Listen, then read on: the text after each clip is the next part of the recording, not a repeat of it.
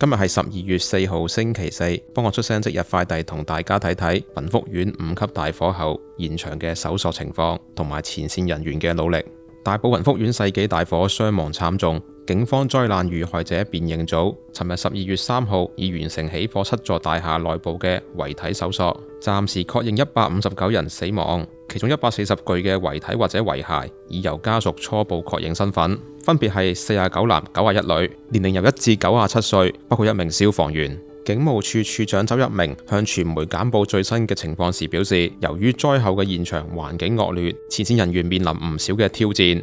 喺過往5日咧，我嘅同事佢哋喺7個大樓嘅工作咧，絕不容易，因為咧上址嘅環境並比較惡劣，亦都有好多嘅一啲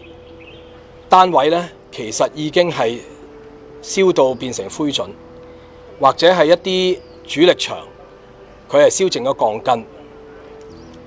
有啲單位咧可能係連天花都已經燒晒。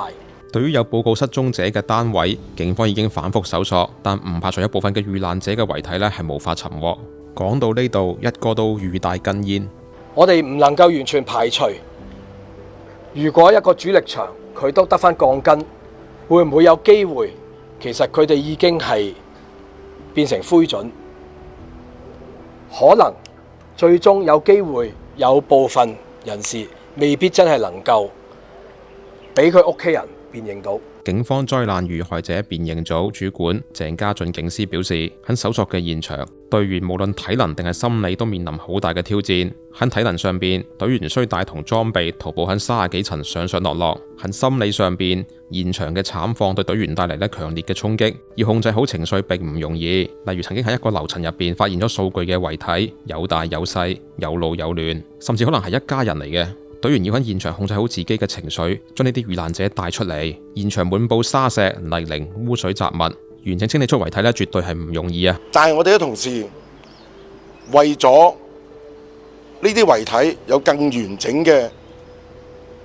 交翻俾佢哋嘅家人，